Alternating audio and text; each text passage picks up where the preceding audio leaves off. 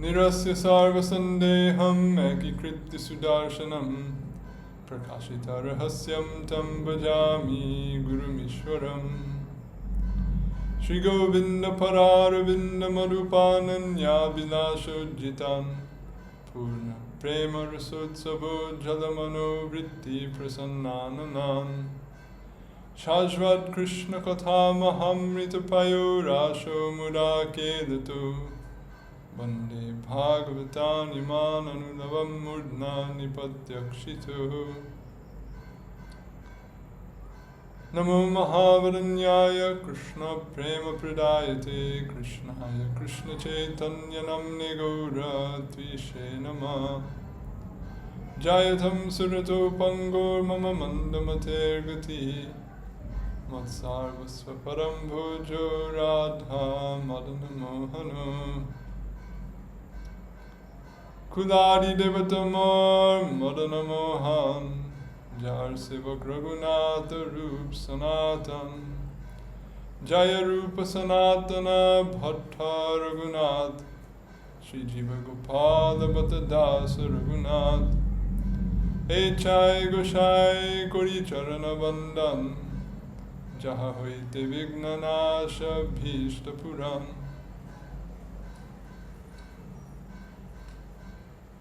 Adadanaśrinam dantair yacheham puna puna Srimad Rupa Param Bhojo Julisam Janma Janmani. So by the grace of Shri Kali Yuga Pavana, the Swabhajana Vibhajana, Prayojana Avatar, Prema Purushottam, Shri Gauranga Mahaprabhu, and his beloved Parshad, the crest jewel of Gaudiya Vaishnava Charjas, he who fulfilled Sriman Mahaprabhu's heart's desire in this world, Sri Rupa Gosvami Pad. Again, today we will continue our discussion of Padyavali. And in our last reading, we came to verse 22, which is the first verse of Sriman Mahaprabhu's Shikshastakam. And we began our discussion of this verse. We discussed the meaning of the compound Śrī Kṛṣṇa-saṅkīrtanam, 3 meanings of the term Sankirtan, and then we began discussion of the 7 qualifiers in the verse that describe this Krishna Sankirtan, and we discussed the first 2, namely ceto-darpaṇa-mārjanaṁ, that then this Sankirtan cleanses the mirror of the mind, and bhava-mahādāvāgni-nirvāpaṇaṁ, that this Sankirtan extinguishes the forest fire of material existence. So today we'll proceed with the remaining content in the verse, starting from the 3rd qualifier of Sankirtan, śreyaḥ-kairava-candrikā-vitaraṇaṁ, which is as follows, quote, shining moonlight on the lily of well-being. So the word kairava often is translated as lotus, but more specifically it's a lily, and that which, a flower which blooms at night by virtue of moonlight. So a kairava is, loosely speaking, a lotus, sure, but specifically a category of flower that blooms in moonlight, and therefore it's chosen in this metaphor to be paired with the idea of Sankirtan being like shining moon rays, or something that shines moonlight. So we'll look at this as follows. As a lily is caused to blossom by the nourishing light of the moon, so the well-being of a jiva is caused to flourish by moonlike Śrī Kṛṣṇa-saṅkīrtana. A jiva's well-being is compared to a lily here, because it is considered something desirable, beautiful, delicate, and not easy to acquire, as a lily is. And what does, quote, well-being or shreyas refer to in this context? Generally, well-being is understood to be either the Trivarga, that is, dharma, artha, and kama, moksha, the 4th purushartha, or prema, the 5th. So this is as per a statement of Jiva Gosvami in the Krama-sandarbha. So the term Shreyas is a broad term. We find it even in the Upanishads. There's a distinction made in the Upanishads between what's called Shreyas and prayas, which essentially refers to doing what is in your interest, in your best interest in the long term or in the big picture, in contrast with what is pleasing or desirable at a given moment, but may not be in your best interest long term. So prayas versus shreyas, what will gratify the mind in the present, or what will bring about well-being for the self throughout life, or beyond life in eternity. This is, generally speaking, what shreyas refers to in contrast to prayas. In the Bhagavatam and other works, we also see that shreyas will refer to means by which auspiciousness or merit is achieved. So charity, austerity, observance of duty, these things are also broadly categorized as shreyas, or as means to the acquisition of the chatur varga, or of any of the purusharthas. So we could also define it broadly as that which leads to attainment of the purusharthas. So to say that this Śrī Kṛṣṇa-saṅkīrtanam is shining moonlight on the lily of, quote, shreyas, means that it supports or it brings about this process by which one can achieve whatever purushartha one seeks. Śrī Kṛṣṇa-saṅkīrtana can produce all of these attainments for one who practices it, and it does so in accord with each practitioner's personal desire. So in the path of Uttam Bhakti, no doubt, the object, the aim is prema and nothing else. But Sankirtan is also a means taken up by persons not following the path of prema bhakti in pursuit of moksha or in pursuit of other attainments, and it can also produce those as well. So broadly speaking, it refers to them all, but for those following more precisely the teachings of Mahaprabhu, then it will be that which leads to the attainment of the ultimate purushartha, the fifth purushartha, prema, as per the chanters or the performer of some kirtans aim being such. Alternately, well-being or shreyas can be understood to refer to the most beneficial of all means that a jiva can take up. And Sri Bhagavan himself describes bhakti alone as such. Quote, "This alone, known as bhakti yoga, by which one surpasses the three gunas and becomes fit for my bhava." That is, and then Jiva Gosvami, Chakravarti Pad have given two different interpretations here, fit for direct experience of my, fit to experience my direct presence, or fit to attain prema for me. So the word bhava can be taken as a synonym for prema, or it can be taken in the sense, bhava in the sense of existence or presence, meaning direct anubhav of Bhagavan. So in other words, this verse in the Bhagavatam says that bhakti yoga alone is what will lead to shreyas or well-being in the absolute sense. So only bhakti will be regarded as shreyas. So this is another way of reading it. All are applicable according to context. Understood in this sense, Śrī Kṛṣṇa-saṅkīrtana's, quote, shining moonlight on the lily of well-being, refers to its inspiring a sadhaka to engage in bhakti sadhana, both in the form of further Nama-sankirtana itself and in numerous other forms, such as taking shelter in a guru, remembering Sri Bhagavan, performing ritual worship of Sri Bhagavan, and so forth. It is in this sense that, quote, shining moonlight on the lily of well-being is rendered in the aforecited Bengali translation as, quote, the appearance or accomplishment of all types of bhakti sadhana. Sarva bhakti sadhana udgam. So in the rendering of the Shikshastakam and the Charitamrita, we find this statement made. Sarva bhakti sadhana udgam, that Sankirtan leads to the accomplishment of all bhakti sadhana. So that can mean that by doing Sankirtan alone, that's sufficient to attain the goal, you don't need to do any other sadhana. Or it can mean that by hearing the name, by doing Sankirtan, that will purify the mind, that will inspire one to engage in further expressions of bhakti, and inspire one to take shelter in a guru, learn the path of worship, and follow the path of bhakti in its broader flourishing, if you will. So both are applicable. So that's point 3. Now we'll come to point 4. And I have to preface this, that this is a rare case when I've offered a unique interpretation that is not directly derived from any previous commentator. As I mentioned in the last class, I didn't find in any of the works of the various Bengali translators and commentators on the Chaitanya Charitamrita anyone who fully mapped the Bengali translation of this verse onto the Sanskrit verse. And I believe the reason that they didn't is because it doesn't appear to match so closely.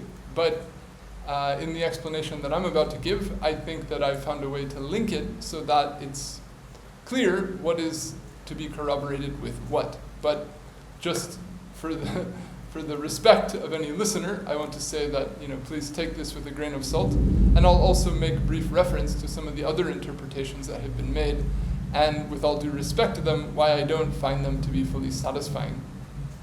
So, with that said, quote, "The life of the young wife of knowledge, vidyā-vadhū-jīvanam." And when we talk about interpreting this, there's no difficulty with what these words mean. Everyone agrees that the compound here, vidyā-vadhū-jīvanam, is relatively simple, but what does it metaphorically represent? That's where it becomes a challenge. So first we'll look at the metaphor itself. As a husband is regarded by a young wife as her very life, that is, as her source of protection, sustenance, and joy, so Śrī Kṛṣṇa-saṅkīrtana is like the life, that is, the supporting husband of the wife of knowledge. And what is meant by, quote, knowledge here? So one of the Sanskrit commentaries on the Charitamrita, I believe it's the Vaishnava Priya-tika, it offers an interpretation of vidya as being one of a fivefold process: yoga, samkhya, vidya, bhakti, and vairagya, I believe. And here saying that vidya refers to vidya in general, both knowledge of the path of karma, knowledge of the path of gyan, knowledge of the path of bhakti, requisite content, and that by doing sankirtan, one is blessed and enabled to have such vidya. This is one interpretation that one commentator has given. I don't find that sufficient, so to speak, because in the verse it says yoga, samkhya, vairagya, vidya, bhakti. I don't have the whole verse memorized, but it lists this stack of items. It differentiates between vidya and bhakti. So that sankirtan, which is itself a form of bhakti, would be regarded as a cause of something that's external to bhakti. I don't find that to be an ideal way of seeing it, because, bhaktya sanjataya bhaktya, the primary outcome of bhakti is more bhakti. And bhakti itself is said to reveal or bring about experience of Bhagavan. So why would we categorize the, quote, vidya, that's an outcome of bhakti, as something other than specifically Bhagavat Gyan? That's one point. Now, another commentator, Radhagovindanathacharya, he takes here vidya to just mean bhakti itself, and to say that vidya here is a synonym for the word bhakti, so sankirtan is like the life of bhakti, or is what gives rise to or inspires bhakti, which is not untrue. It's acceptable to read it that way, but I personally don't find that fully satisfying in this context, because the previous statement just said, if we take shreyas to mean bhakti, which the Bengali translation in the Charitamrita did, then to say that it gives rise to all forms of bhakti, and then to say that it's the life or the cause of knowledge, which is also bhakti, to me creates a redundancy. And I would rather read the verse in a way that has a more expansive sense, rather than seeing this compound as something that would just be a subcategory of the meaning of the previous compound. So therefore, another interpretation some have given is the idea that the term vadhu refers to gopi bhava, or to, and thus that Nama-sankirtana is like the life that gives rise to this spirit of gopi bhava, with which one then goes on to experience the prema, the bliss of Śrī Kṛṣṇa and so forth. And that's not impossible. It's also potentially a way that it could be interpreted. However, to interpret the word vadhu here as to a reference to gopi, to me is a little bit of a stretch. And secondly, because this verse is speaking in broad terms, and I'm personally inclined to read it as something that Mahaprabhu wrote in an expansive manner to show the breadth of the glory or the breadth of the effect of Nama-sankirtana, more so than perhaps the precise or intricate sense of Sankirtan as he personally or among his intimate circle it may have been practiced. I think his purpose in writing this verse is intended to be more broad, because if he wanted to be more precise, there's no doubt that he could have been. He could have been far more precise if he wanted. So for that reason, I'm not trying to deprecate that interpretation. It's possible, but to me, I don't see it as what would be of the primary sense. So therefore, I offer the following with respect to all others, and a warning or a recommendation to take this with a grain of salt. So, what is meant by knowledge or vidya here? Srimad Bhagavatam 4:29-49 defines knowledge or vidya as that by which awareness, i.e. experience, anubhav of him, namely Bhagavan, occurs. So this bracketed insert, experience anubhav, this comes from Jiva Gosvami's commentary. So what is knowledge? It's that by which one has experience of the object. So here the object is Bhagavan. So truly what is knowledge? You truly have knowledge if you have such a state of mind or such a state of awareness that you can directly perceive Bhagavan. And it is well known from statements of Sri Bhagavan himself that he can be known and experienced only by means of bhakti. So in the Gita he says, by bhakti one knows me truly as far as and as to who I am. And in the Bhagavatam he says, I am perceived by means of one-pointed bhakti. Bhaktiham ekaya grajya, bhaktimam abhijananti. These are very well-known verses. So we know this general siddhānta, that the only means to perceive Bhagavan is bhakti.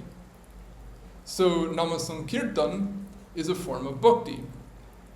So Nama-sankirtana gives, or bhakti gives rise to perception or experience of Bhagavan.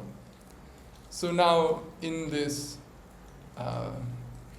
statement here in the Shikshastakam, we have this idea that Nama-sankirtana is the life of knowledge which is compared to a wife, which is to say that it's the cause or the source or the vitality of knowledge, meaning, so if we take it to mean knowledge of Bhagavan, and we understand from this other statement in the Bhagavatam that, quote, knowledge here means which results in experience, or what effectively is experience, then we arrive at the meaning that Nama-sankirtana is the cause or the means by which one ultimately has perception and experience of Bhagavan, which to me would fit the progression of thought very clearly in the verse. First of all, it purifies the mind. Then it negates the things that are perpetuating one's existence in samsara. Then it promotes and it brings one forward on the path of bhakti. It causes the accomplishment of bhakti. And with the accomplishment of bhakti, what happens? Perception of Bhagavan.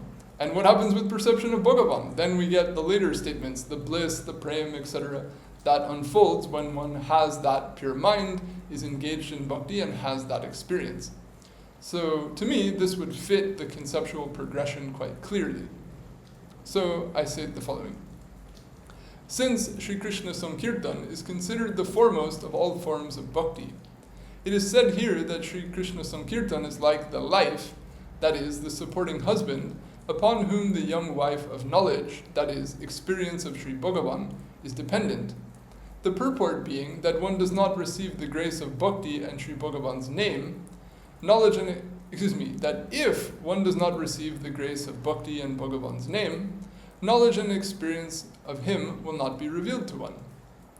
As a young wife is regarded as being non-independent of her husband, and to be endowed with fine conduct that is pleasing to all, so knowledge and experience of Sri Bhagavan are regarded as being dependent for their manifestation upon the grace of bhakti and Sri Bhagavan's name, as well as being profoundly pleasant and enduring, hence the metaphor of a young wife. So, cultural viewpoints about a newly married woman vary across the world, but within Indian culture in particular, the term vadhu, or the term daughter-in-law, as it's also sometimes taken to mean in colloquial languages, is like a cultural symbol of something that is greatly endearing to all. The young girl, when she's just coming to her husband's home to live her new life, she's young, she's beautiful, she's innocent, she's eager to earn the trust and respect of her new family, so she's on her very best behavior, she's, ready to put into action all of what she's learned from her upbringing, she's ready to act so as to show the honor of her family, to make her parents proud, so she has every ability, she has every interest to behave in a way that is ideal and pleasing to all within her new life circumstance. And when she does so, then she naturally becomes endearing to her new family, and it becomes the pride of her parents and where she grew up, and so on and so forth. So from all these cultural angles, the idea of a young newly married wife is like someone who is in a very significant stage of life, and something that's looked upon with great tenderness by the rest of society, something like this. So if we take that cultural sense of a young wife, and then we say that experience of Bhagavan is like that, or perception of Bhagavan is like that. In other words, one having gone through this process of purification, having engaged in this process of sadhana bhakti, when one comes to have that experience is something that becomes so endearing, so satisfying, so fulfilling, just as this young wife becomes so endeared to her new family and so forth. Something like this would be the way we could take the metaphor. And moreover, there's also very much a sense of chastity, a sense of self-dedication or offering, that having made this vow, having taken up this bond of matrimony, now, I belong here. This is my identity, this is myself, this is the rest of my life. There's this deep sense of dedication. So similarly, when one has that perception of Bhagavan, that is an irreversible, life-changing, quote-unquote, samskara, meaning an experience that ultimately reorients the very way that one conceives of self, world, action, prospect, etc., irreversibly for all time thereafter. So, quote, the life of the young wife of knowledge, vidyā-vadhū-jīvanam, thus indicates that Śrī Kṛṣṇa-saṅkīrtana leads to revelation and experience of Śrī Kṛṣṇa, and is referred to as, quote, attainment of Krishna prapti, in the aforementioned Bengali translation. So this is my personal interpretation, that in the 7 qualifiers given in the Bengali translation, the phrase Krishna prapti, which no commentator that I could find anywhere maps onto anything else, nobody contradicts it, people just don't talk about it. So in my opinion, that's a bit of a loose end. So this is my attempt to tie it up, is to say that prapti, to quote, attain Krishna, what does that mean? Does it mean Krishna becomes your possession, like a rock in your hand? No. Fundamentally, to attain Krishna means to perceive Krishna, to have experience of Krishna. So we can say prapti means anubhav. And as Jiva Goswami's commentary was given on the Bhagavatam, vidya also means anubhav. So if we have vidya, if vidya is compared to a vadhu, a young wife, and the nam is the life of that wife, or the life of that knowledge, and that knowledge is contextualized or interpreted to mean experience, then the name is the life of the attainment of experience. And what does the Bengali translation say? That from Nama-sankirtana comes the attainment of Krishna, which we can render as experience of Krishna. So this is the way I see the parallel lines of thought mapping together between the Bengali in the Charitamrita and the Sanskrit in the verse. But if anyone finds that unsatisfying and wishes to critique it in any way, I'm also happy to revisit the topic and see if there's some finer understanding that can be arrived at. In any case, we'll move on. So, section 5. Expanding the ocean of bliss, ānandāmbudhi-vardhanaṁ. As the moon causes the ocean to swell, so Śrī Kṛṣṇa-saṅkīrtana is like a moon that causes bliss to flourish. And here, quote, bliss, ananda, can be understood to refer to Krishna prema, since prema bhakti is described by Sri Rupa Prabhupada as, quote, a special form of intense bliss, sandrananda visheshatma, that is, as the superlative bliss that exceeds all other forms thereof. Quote, if the bliss of Brahman, that is, the bliss of the experience of Brahman, were accumulated for a parardha, that is, half of the life, let's make that lifespan, of Brahma, which is a period of what they say to be 50 quadrillion years, it would still not equal even an infinitesimal droplet of the ocean of the joy of bhakti. So this is a very strong remark by our beloved Sri Rupa Prabhupada to say that the bliss of Brahman multiplied by 50 quadrillion doesn't equal an infinitesimal droplet of the bliss of bhakti. So, therefore, bhakti is intensely blissful. And Nama-sankirtana expands or causes this ocean of bliss to swell or to be experienced in abundance. Sri Sanatana Pada describes the special relationship between Śrī Kṛṣṇa-saṅkīrtana and Krishna Prem as follows in his Brihad Bhagavatamrita. Quote, Nama-sankirtana is said to be the most powerful and excellent sadhana for attaining the fortune of prema, as it is like an extraordinary attraction mantra. So by, quote, attraction mantra, this refers to tantric practices where mantras are used as means to acquire desired objects. So this is like a cultural reference or a literary example. So in the Lokik culture, mantras are sometimes used as means to achieve one's desired ends within the worldly context, just as they were used to excise ghosts or, cure diseases and different things according to different, wings of traditional medicine and Indic knowledge systems. So here, drawing upon that cultural understanding of mantras having the power to produce attraction, he's saying that Nama-sankirtana is like this mantra or like this thing that brings to someone prema.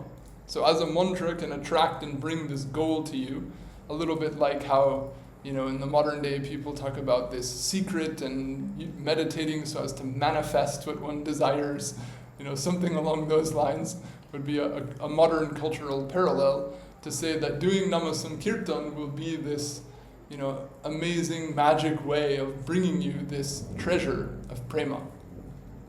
So the verse is saying that Nama-sankirtana expands or causes the swelling of this ocean of bliss, which is to say that Nama-sankirtana causes one to attain, and in further and further abundance, the fortune of prema. The sense here is that as an extraordinary mantra can attract even very difficult to attain objects from afar, and thereby cause acquisition of them, so Śrī Kṛṣṇa-saṅkīrtana can attract and bring about the attainment of Krishna prema and the bliss that is integral therein. To illustrate this, Sri Sanatana Pada cites the following verse from Srimad Bhagavatam in his commentary on the same verse. Quote, one whose right is so, in whom anurag has manifest by chanting the names of Sri Bhagavan dear to oneself, and who is thus of melted heart, loudly laughs, cries, shouts, sings, and dances as though mad, oblivious to society. Sri Chakravarti Pad illustrates the import of this description as follows. So in other words, what does it look like if someone is in an ocean of bliss that's swelling? What sort of behavior are we referring to here? So he says the following. One in whom anuraga, that is prema, has manifested by chanting, that is by kirtan of the name of one's beloved Krishna, or by chanting of the name of Bhagavan dear to oneself, becomes one the gold of whose heart has melted in the fire of longing for sight of Bhagavan. Hearing the words of an old woman outside a house, Aye! The son of Yashoda, a thief, has entered the house to steal butter. He should be caught. He should be stopped. And seeing Krishna, perceived in a vision, or spurti, beginning to flee, he laughs. So in other words, a Vaishnav is absorbed in his bhajan. He has a spurti and he's seeing a lila in his mind's eye of Krishna coming and stealing butter and a lady chasing him out. So he starts laughing. So externally, he looks like a crazy person who's laughing about nothing that's happening in his purview. When the vision breaks, he laments, Aho, the great treasure I attained has fallen out of my hands, and he cries. He shouts, wailing, Oh Prabhu, where are you? Give me an answer. Seeing him, that is Krishna again, perceived in a vision, spurti, saying, Bho Bhakta, immediately after hearing your wail, I've come. He sings. In other words, when he again sees Krishna again, then he starts singing with joy. As though mad with bliss, thinking, today I have become successful, he dances.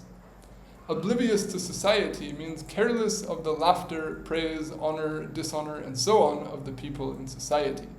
So he's effectively like a crazy person, talking to himself, talking to people who aren't there, and he doesn't care. He could care less whether people think he's crazy or think he's spiritual or not spiritual or whatever. He's oblivious.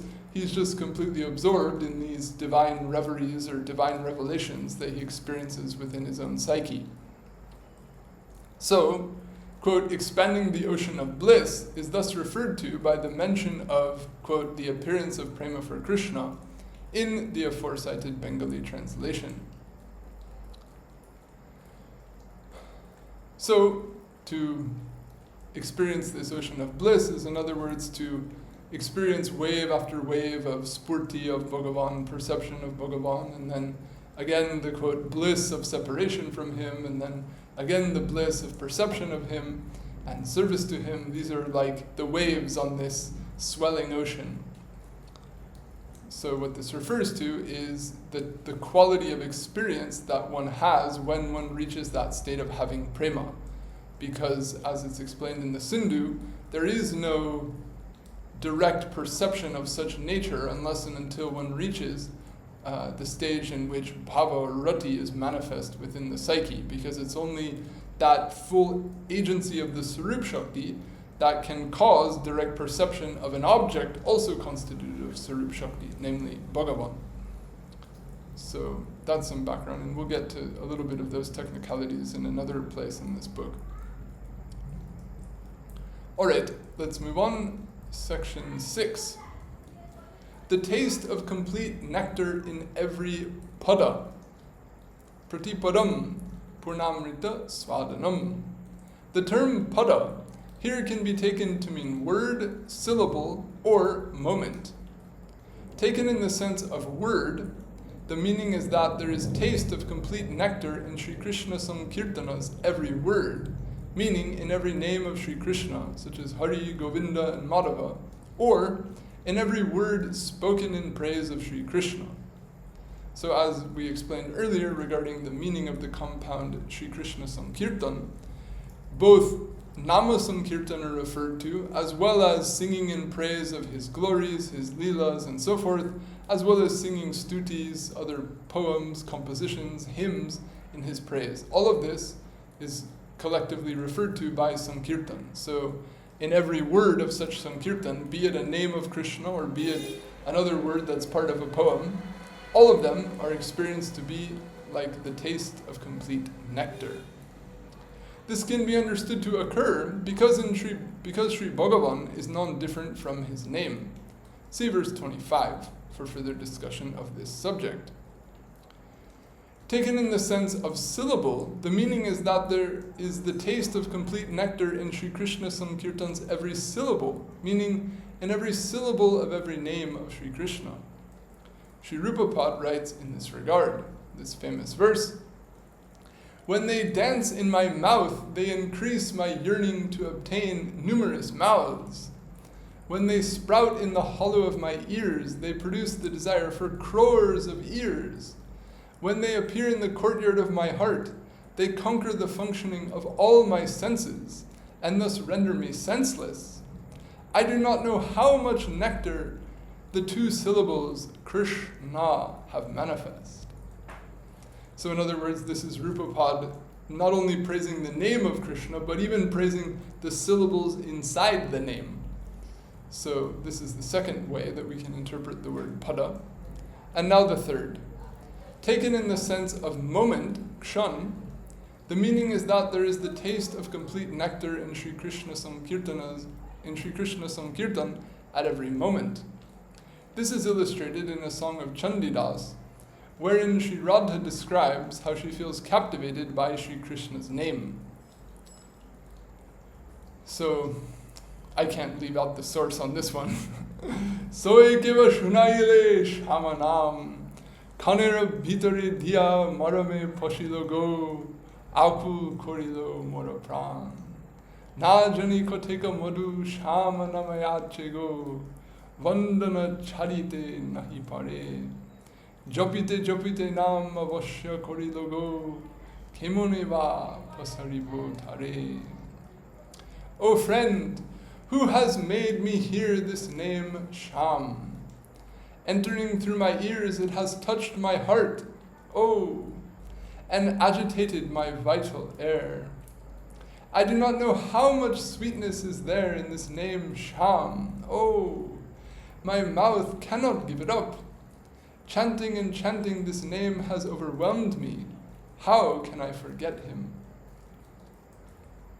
So to say that padam means a moment would mean moment after moment there's a taste of complete nectar. In other words, it doesn't taste good at the first bite and then gradually taste less good the way food that we eat does as the palate becomes satiated and chemical compositions change within the body and one's ability to taste is reduced as one has consumed a great quantity of food. All of this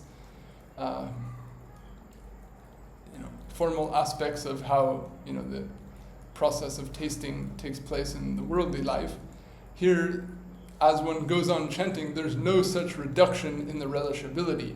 In other words, moment after moment, it's still fully relishable. So this song is saying, I can't give up chanting. I go on chanting, and still it is overwhelming me again and again. It's not dissipating, but consistently over time, it's retaining this state of being completely relishable. So that's how the song illustrates the interpretation. That there is thus, quote, the taste of complete nectar in every word, syllable, and moment of Śrī Kṛṣṇa-saṅkīrtana means that Śrī Kṛṣṇa-saṅkīrtana is that wherein tasting nectar occurs completely. This can be understood to refer to tasting Bhagavad Rasa, that is, the completeness of the bliss of experience of Sri Bhagavan, in contrast to the non-complete bliss of Brahman, since it is said, quote, when possessed of specificity, Vaishishtya, that is, Shakti, the undivided absolute reality is Bhagavan on account of being the complete manifestation thereof, whereas Brahman, evidently, is an incomplete manifestation thereof on account of its being an appearance devoid of manifest specificity. So this is Jiva Goswami's core theology in the Bhagavad Sandarbha regarding the nature of the Paratattva.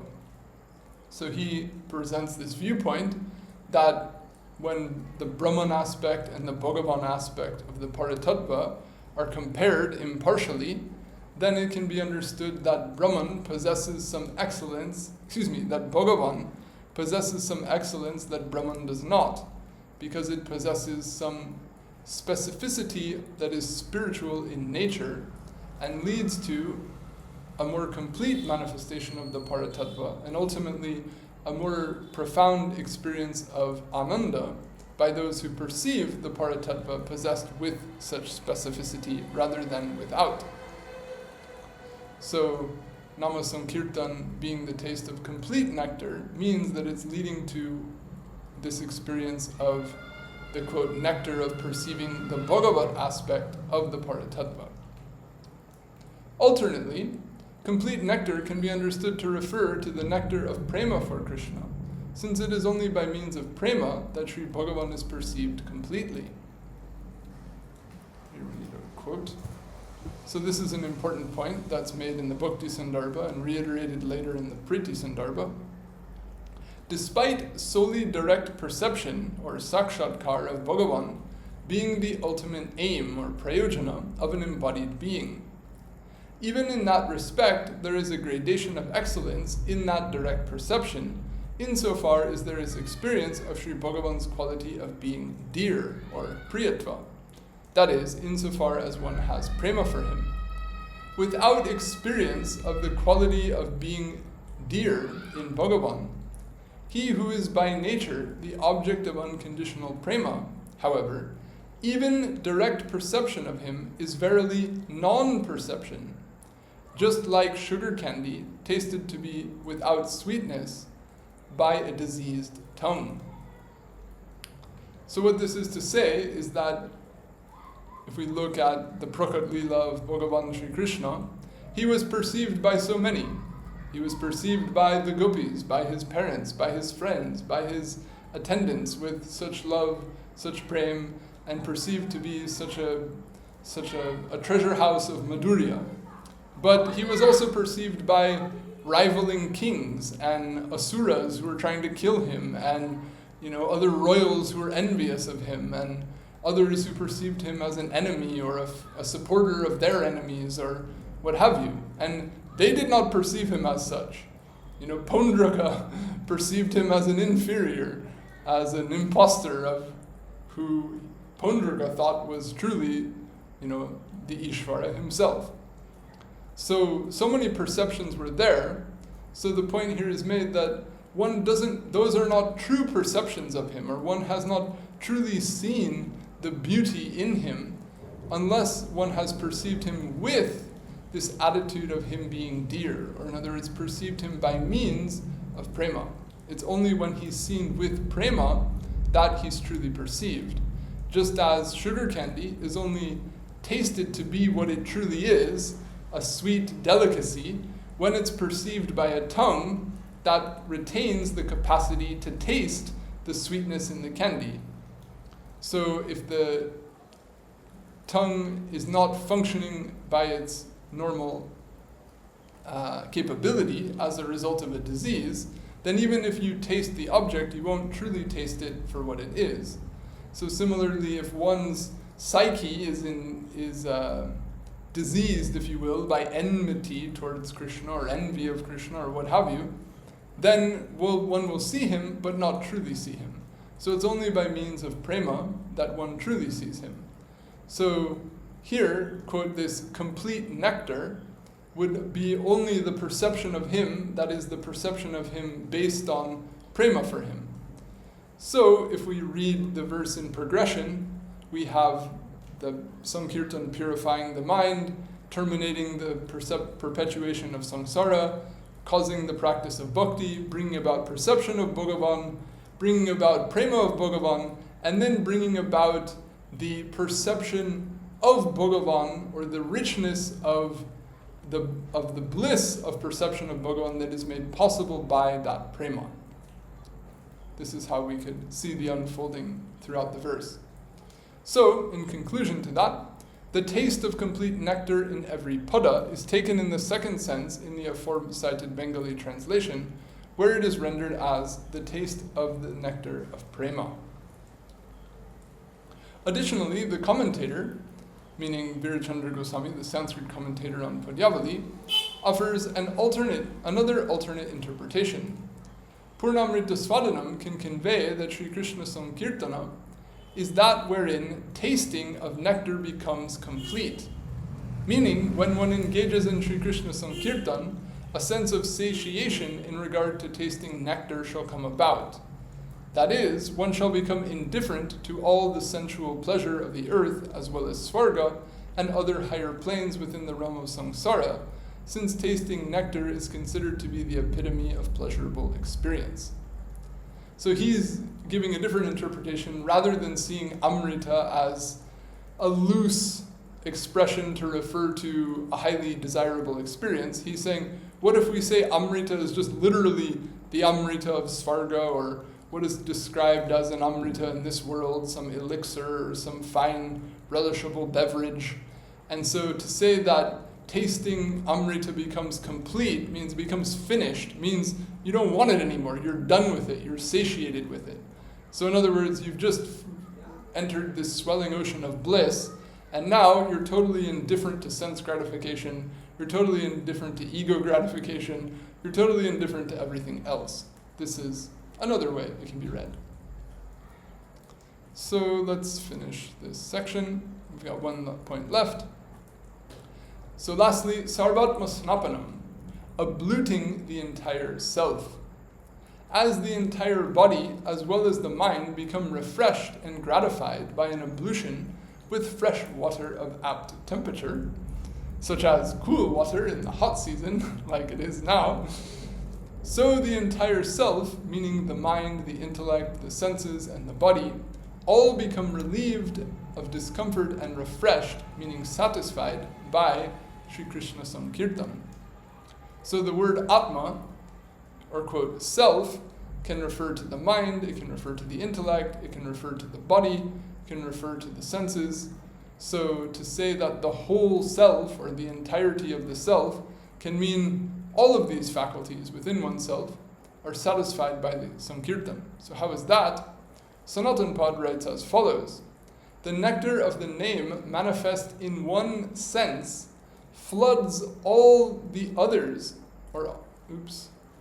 floods all the other senses with its own sweet rasas. Its arising in the sense of speech is primary and a cause of delight for oneself and others. So what he wants to say is that although Sankirtan is something done with the faculty of speech, or something that is perceived by the faculty of hearing, it can produce such an intensity of blissful experience that it's as though all of the senses, or the whole of the body, is filled with bliss as a result of it.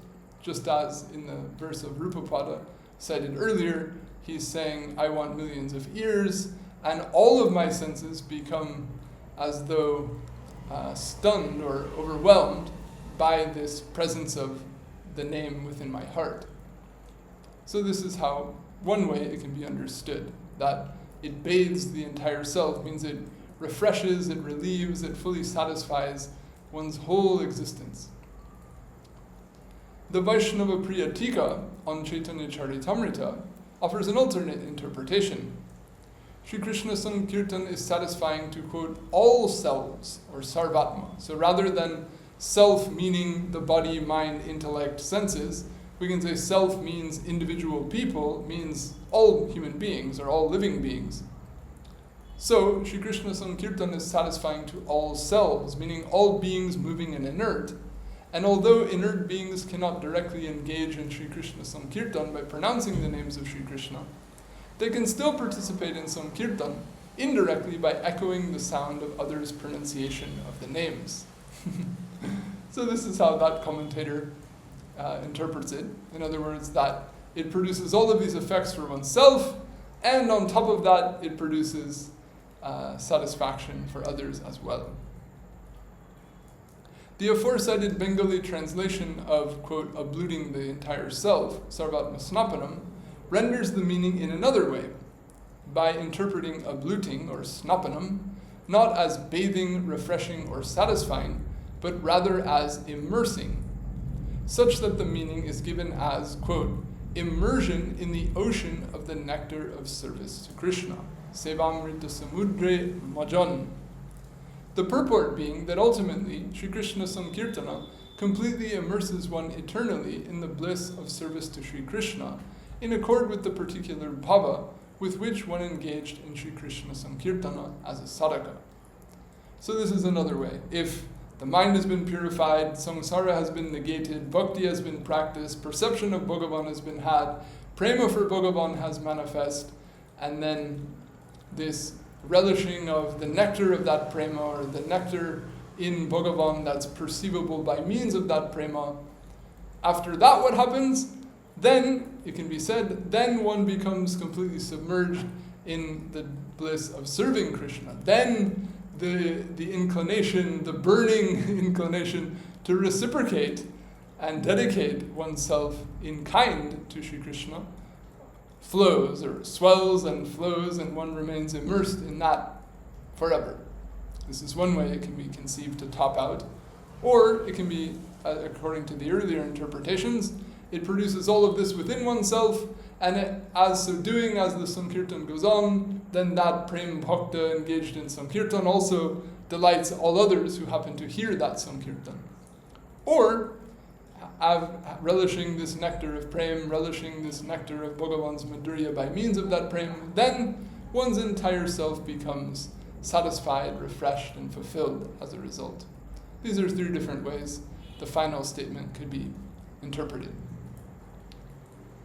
So that'll conclude our discussion of this verse. So last point we'll make is that all of these points are what are called tatastha lakshanas, or extrinsic characteristics of Bhagavan's name.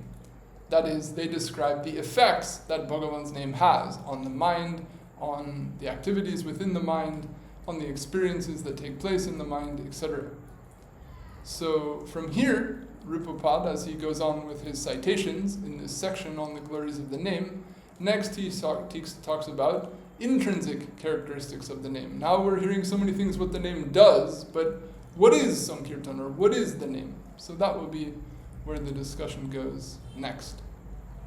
So this first verse of the Shakshastakam, as well as the others that will come later, this verse can be elaborated on in many ways. I've in no way attempted to give something exhaustive here, but something that derives from the primary commentary that we're using, as well as the works of the Goswamis. So because Kaviraj Goswami directly has a Bengali rendering of it, we've given precedence to those two sources for how this this commentary has been formulated. But no doubt there are many other ways of drawing upon other references to the Goswami's works and other scopes of meaning within the words in the verse. And, in other words, the statements are somewhat general and open to many different interpretations, many of which may also be valuable, inspiring, and valid grammatically, and so forth. So these are offered as, a few things to consider and hopefully produce some inspiration for further engagement in Śrī Kṛṣṇa-saṅkīrtana, which is the purpose of the verse itself, to glorify Sankirtan so as to inspire people to perform it. So I'll leave it at that for today, and if we're so blessed in our next reading, we'll proceed further into these greatnesses of Sri Harinam. Vaishnavebhyo Namo Namah. Jai Shri Guru, Jai Shri Gaur, Jai Jai Shri Shri Radhe Shyam.